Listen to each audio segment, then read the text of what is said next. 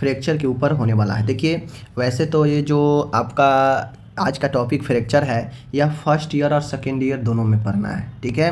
लेकिन मैं उतना जो है आपको नहीं जाऊंगा, ये मैं फर्स्ट ईयर के लिए पढ़ा रहा हूँ, आप लोग समझ लीजिए। वीडियो नंबर 17 है, ठीक है। ये सप्ताह में ही 17 नंबर का वीडियो चल रहा है। तो चलिए शुरू करते हैं। ये जो क्वेश्चन है फ्रैक्चर, इस पर लॉन्ग क्वेश्चन कई बार पूछ चुका है, ठीक है। तो चलिए हम लोग देखिए, फ्रैक्चर को अस्थि भंग बोलते हैं। क्या बोलते हैं? हड्डी टूटना, उसको आम भाषा में बोलते हैं। और वैसे इसको बोलते हैं अस्थि मतलब हड्डी, भंग मतलब टूटा हुआ, अस्थि भंग, ठीक है ना। अब देखिए, आपसे एग्जाम में लॉन्ग क्वेश्चन पूछता है कि फ्रैक्चर क्या होता है, इसके टाइप्स, इसके कारण, लक्षण और फर्स्ट एड बताइए। फर्स्ट ईयर में ऐसे ही पूछता है, ठीक है ना। आपको कोई भी समस्या, कोई भी बीमारी के ऊपर जब पूछता है ना, तो उसका 3-4 चीज़ें ध्यान में रखना पड़ता है। पहला तो उसका परिभाषा लिखिए, ठीक है। उसके बाद अगर कोई बीमारी है, कोई असामान्यता के बारे में पूछ रहा है, तो वह क्या है ये लिखेंगे। फिर उसका कारण लिखते हैं, ठीक है। दूसरा पॉइंट कारण, तीसरा पॉइंट साइन एंड सिम्टम्स लिखते हैं। चौथा पॉइंट हम लोग लिखते हैं उसका डायग्नोसिस, निदान लिखते हैं कि उसमें कौन कौन सा इन्वेस्टिगेशन होगा। और पांचवा लिखते हैं हम लोग मैनेजमेंट, जिसमें नर्सिंग मैनेजमेंट, मेडिकल मैनेजमेंट और सर्जिकल मैनेजमेंट आता है। तो ये 5 पॉइंट में हम बीमारी को ट्रीट करते हैं। सर्जिकल मैनेजमेंट वहाँ लिखते हैं जिस बीमारी में सर्जरी पॉसिबल हो। अगर सर्जरी पॉसिबल नहीं हो तो सिर्फ मेडिकल और नर्सिंग प्रबंध लिखते हैं, ठीक है। चलिए, अब हम लोग यहाँ पे फ्रैक्चर देख रहे हैं, तो पहले जानते हैं आखिर ये फ्रैक्चर होता क्या है, ठीक है। फ्रैक्चर होता क्या है, देखिए। फ्रैक्चर हड्डी का बीच से टूट जाना या दरार पड़ना अस्थिभंग कहलाता है। देखिए, फ्रैक्चर जो होता है, एक तो हड्डी पूर्णतः जो है कम्प्लीटली टूट जाएगा, दोनों पार्ट अलग अलग हो जाएगा, वो भी एक हड्डी टूटना ही हुआ। या सिर्फ दरार पड़कर रह जाएगा उसमें, ठीक है, वह भी एक हड्डी टूटना ही होता है। तो यही है कि हड्डी का बीच से टूट जाना, ठीक है ना, अलग अलग हो जाना या हड्डियों में दरार पड़ जाना, यही अस्थिभंग कहलाता है, ओके।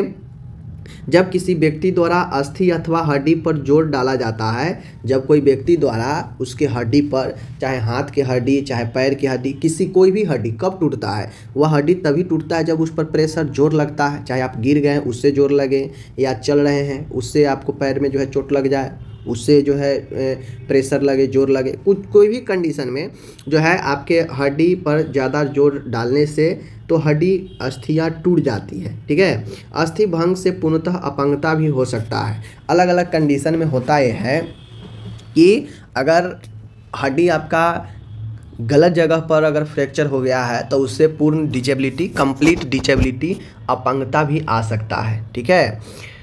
कुछ मामलों में अस्थि भंग के कारण मृत्यु, वाइटल ऑर्गेन और आर्टरी को क्षति पहुंचती है, जिससे मृत्यु भी हो जाती है, ठीक है।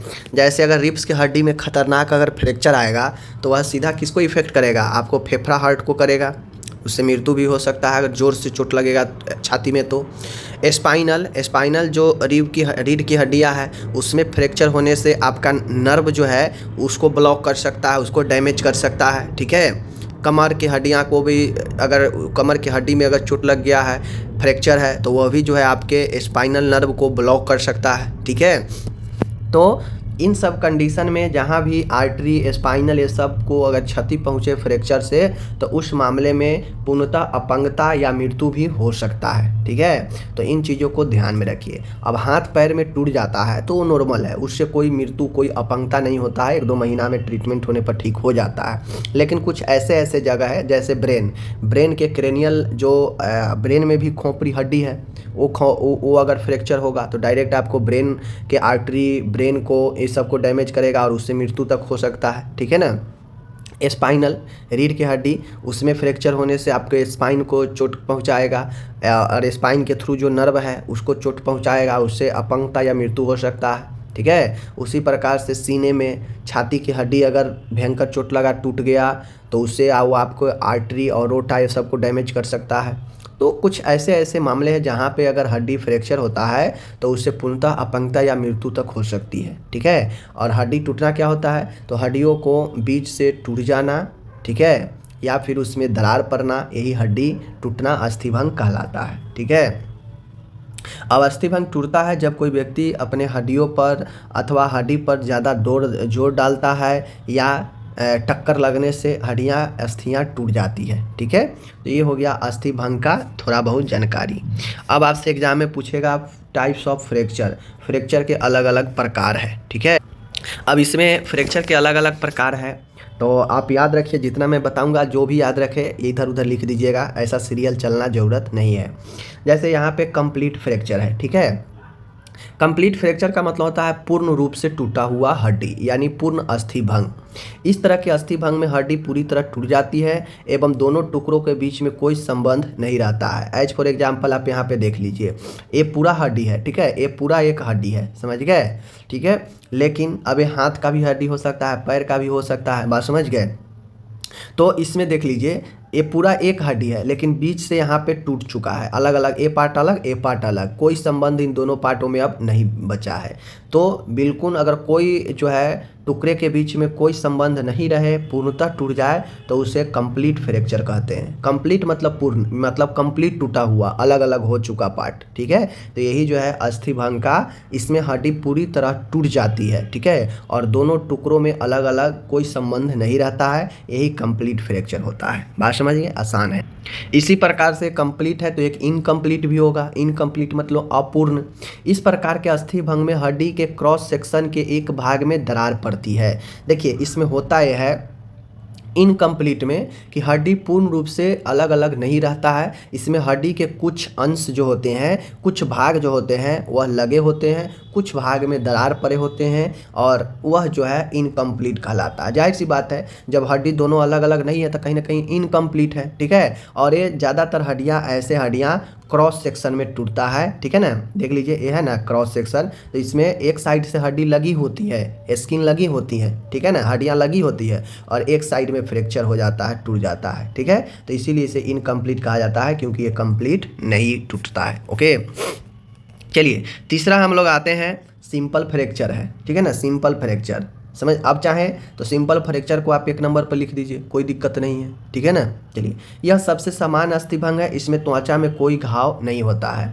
अब ये जो सिंपल फ्रैक्चर है, सिंपल फ्रैक्चर सामान्यतः ऊपर से आपको पता नहीं चलेगा कि फ्रैक्चर हुआ है, क्योंकि इसमें स्किन के ऊपर कोई घाव, कोई निशान नहीं होता है। अंदरूनी आपके हड्डी में चोट होता है, हड्डियों में दरारें होती हैं। ठीक है, तो ये सिंपल फ्रैक्चर होता है जो नॉर्मल होता है। ठीक है, यह सबसे सामान्य अस्थि भंग है, इसमें त्वचा में कोई घाव इफेक्ट नहीं पड़ता है। ओके, सिंपल फ्रैक्चर होता है, जैसे आप देख सकते हैं यहाँ पे, ये पूरा हाथ के हड्डी है, यहाँ पे टूटा हुआ है। ठीक है, लेकिन ऊपर से स्किन में कोई इफेक्ट नहीं है, अंदरूनी हड्डियों में ही बस जो है दरारें हैं। ठीक है, तो ये सिंपल फ्रैक्चर होता है। ओके, चलिए आगे है खुला अस्थि भंग, इसे विशेष अस्थि भंग, इसे ओपन या कंपाउंड, इसे जटिल या फिर खुला, ये दोनों अस्थि भंग बोलते हैं। याद करने के लिए मैं आपको बता दूं, कंप्लीट के उल्टा इनकम्प्लीट। ठीक है, और सिंपल के उल्टा जटिल, यानी साधारण, साधारण के उल्टा जटिल ही होता है ना,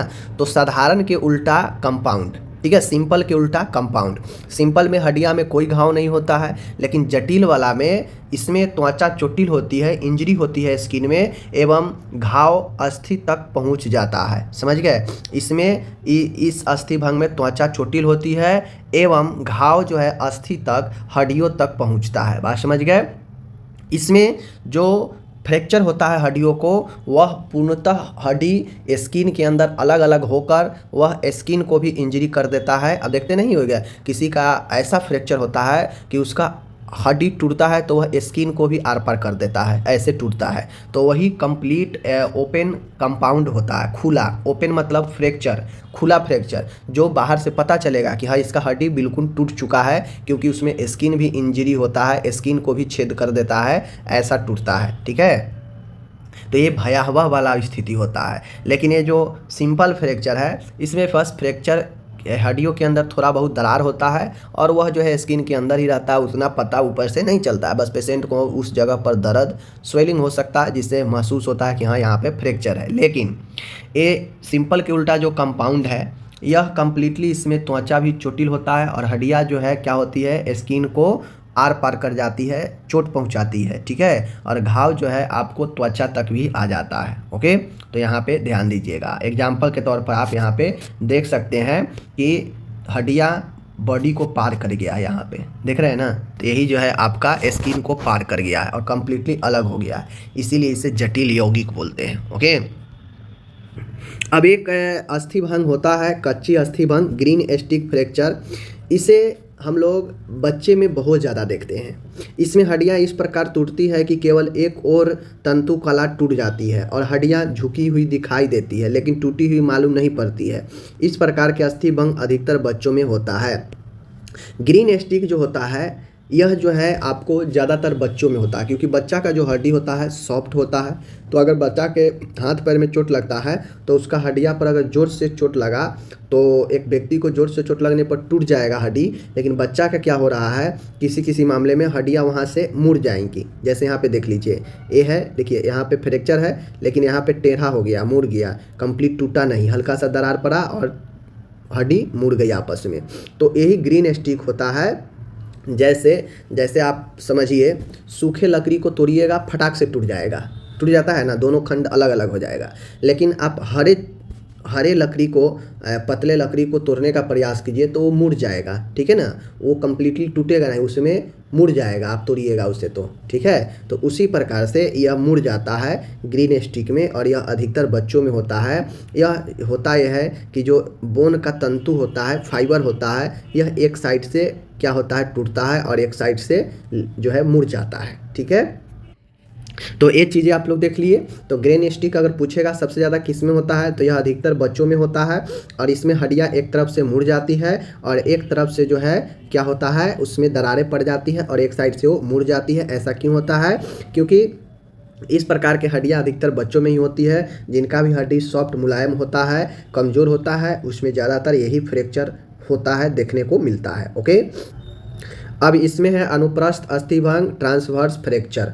अनुप्रस्थ ट्रांसवर्स फ्रैक्चर का मतलब होता है कि इसमें अस्थिभंग सारी हड्डियों के आर पार कर जाता है। एज फॉर एग्जांपल, जैसे हड्डियां हैं, ठीक है, ये हड्डी है आपस में, ओके, ये हड्डी है, ओके, लेकिन ये हड्डी टूटेगा तो ट्रांसवर्स में क्या होता है कि एक जैसे यहाँ से टूटेगा, ठीक है, तो यहाँ से टूटने के बाद यह जो है इधर आ जाएगा, ओके, और यहाँ से टूट गया, फिर ये जो है टूटेगा तो जो है ये ऐसे आ जाएगा, ऐसे आ जाएगा, ठीक है, यानी यह हड्डी इसको आर पार कर जाता है। ये हड्डी इधर, ये हड्डी इधर, या इधर उधर कहीं भी निकल जाएगा, आर पार कर देता है। हड्डियाँ पूरे हड्डी टूटकर इधर उधर बिखर जाता है, आर पार कर देता है, ठीक है ना।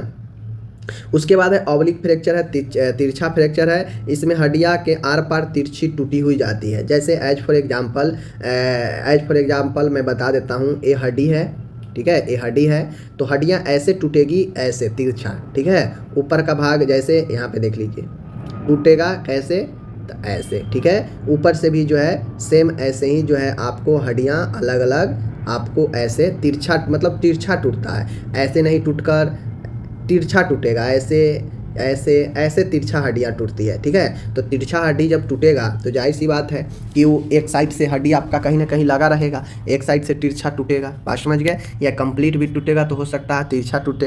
तो ऑब्लिक में हड्डी एक दूसरे को तिरछा टूटी हुई दिखती है, ठीक है। 8वां है स्पाइरल फ्रैक्चर। स्पाइरल फ्रैक्चर का मतलब होता है घुमावदार, हड्डी के बेलनाकार भाग के मध्य भाग शाफ्ट के चारों ओर टूट जाता है। जैसे शीशा है, ठीक है, ये शीशा है, ओके, ये शीशा है, समझ लीजिए। अब ये शीशा के चारों साइड से, ठीक है ना, चारों साइड से क्या हो जाएगा, चनक जाएगा, जिसे नहीं बोलते चनक जाना, तो शीशा चारों साइड से चनका हुआ दिखेगा तो वह क्या हुआ, बेलनाकार, एकदम घुमावदार जो है बेलनाकार, चारों साइड से आपका हड्डी क्या होगा, उसमें चारों साइड के जो शाफ्ट है, चूँकि हड्डी के अंदर क्या है, खोखला होता है, ठीक है ना, तो हड्डी के चारों साइड जो है गोलाकार जो है आपको क्या होगा, उसमें टूटी हुई दिखाई देगा, और यही जो है आपको स्पाइरल होता है, घुमावदार, समझ गए।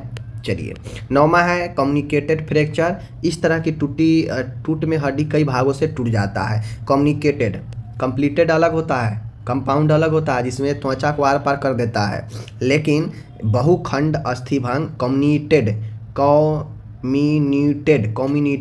कम्युनिटेड फ्रैक्चर का मतलब, या मल्टीपल फ्रैक्चर इसको कहते हैं, कई भागों में बहुखंडों में हड्डी को टूट जाना। मान के भयंकर एक्सीडेंट हुआ, हाथ के एक हाथ की हड्डी कई हिस्सों में टूट गया है, तो वही कम्युनिटेड होता है, यानी इस तरह की हड्डी कई भागों में टूट जाते हैं, ओके। 10वां है धंसा हुआ अस्थिभंग, डिप्रेस फ्रैक्चर। डिप्रेस फ्रैक्चर, इसमें हड्डी टूटकर अंदर फंस जाती है। इस प्रकार के फ्रैक्चर ज़्यादातर खोपड़ी और चेहरे की हड्डियों पर होती है। तो डिप्रेस फ्रैक्चर धंसा हुआ वहाँ पे होता है जहाँ पे हड्डियाँ फ्लैट होती है, जैसे मुंह का, फेस का हो गया, ठीक है, ब्रेन का, खोपड़ी का हो गया। तो ये सब फ्लैट जो है आपका हड्डी होता है यहाँ का। तो जहाँ जहाँ फ्लैट हड्डियाँ होती है वहाँ पे चोट लगने के बाद हड्डियाँ उसी के अंदर धंस जाता है और इसी को हम लोग डिप्रेस्ड फ्रैक्चर बोलते हैं, धंसा हुआ, ठीक है। अब यहाँ पे 11 नंबर है पैथोलॉजिकल फ्रैक्चर है, विकृतिजन अस्थिभंग। अब इसमें अस्थिभंग इस प्रकार से टूटता है कि इसमें जो है आपका आपके कोई अन्य बीमारी के कारण, ठीक है ना, कोई हड्डी की ऐसी बीमारी जो हड्डियाँ आपका बहुत ज़्यादा वीक हो जाता है और इस स्थिति में अगर कोई फ्रैक्चर, थोड़ा सा भी चोट लगा हड्डियाँ टूट जाएगी। हड्डियाँ आपकी इतनी कमज़ोर है, अंदर से इतनी खोखला हो चुकी है कि थोड़ा भी चोट लगा, कुछ होगा, टूट जाएगा, ठीक है। तो आपका एक पैथोलॉजिकल फ्रैक्चर जो हड्डियाँ ख़राब होने के बाद, किसी न किसी बीमारी से ख़राब होने के बाद फ्रैक्चर अगर होता है तो पैथोलॉजिकल फ्रैक्चर होता है, और नहीं तो हड्डियाँ आपकी ऐसी सिंपल रहती है। ओके, मैंने आपको 11 प्रकार पढ़ाया, आपको 11 में से जो भी याद रहे आप उसे लिख देंगे, ठीक। अब आता है यहाँ पे हड्डियों के टूटने के कारण। देखिए, हड्डियों के टूटने के को बहुत सारे कारण हो सकते हैं, जैसे एक्सीडेंट, इंजरी वगैरह होना, चोट लगना, ठीक है ना।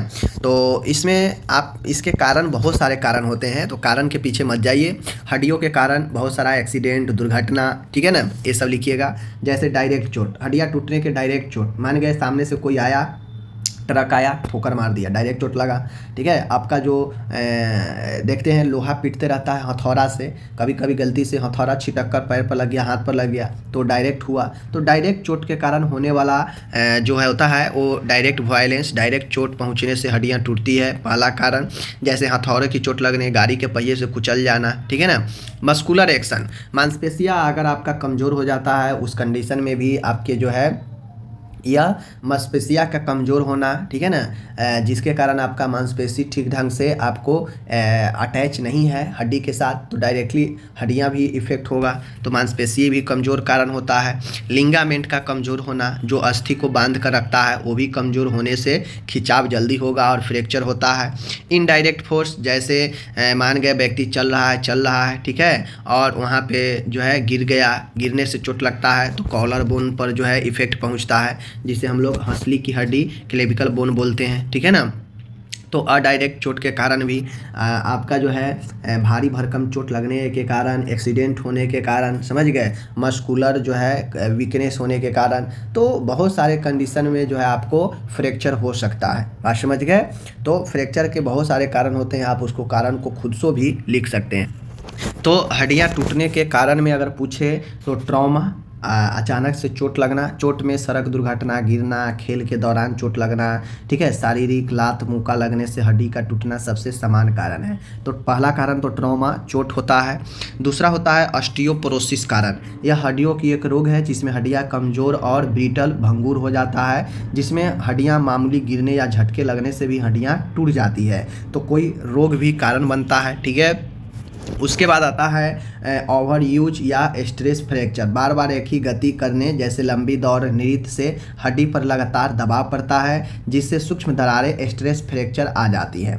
तो बार बार अगर एक ही जगह पर फ्रैक्चर होता है, अगर आप एक ही काम कर रहे हैं बार बार और बार बार आपको उसी जगह पर फ्रैक्चर हो रहा है, तो यह होता है ओवर यूज या स्ट्रेस फ्रैक्चर के कारण, ठीक है। जिसमें होता है कारण ये बनता है कि आप बार बार एक ही चीज़ एक ही तरीके से कर रहे हैं, तो आपके हड्डी टूटने का बहुत बड़ा कारण बनता है। ओके, आगे है आयु, एज फैक्टर बहुत बड़ा होता है, क्योंकि युवा को थोड़ा बहुत चोट लगता है, यंग आदमी एडल्ट को तो सह लेता है, लेकिन वृद्ध व्यक्ति को मसल्स वीकनेस हो जाता है, हड्डी के ऊपर मसल्स उतना मजबूती से नहीं रहता है, लिगामेंट कमज़ोर हो जाती है, जिससे हड्डियां डायरेक्टली जो है चोट के संपर्क में ज़्यादा आता है, जिससे फ्रैक्चर की संभावना भी ज़्यादा होता है। तो एज भी कारण बनता है फ्रैक्चर होने का, ठीक है।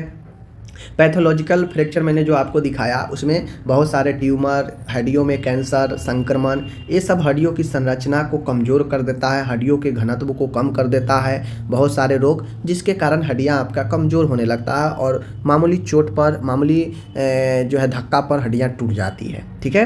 तो ये सब हड्डी का जो है टूटने का, फ्रैक्चर होने का कारण है।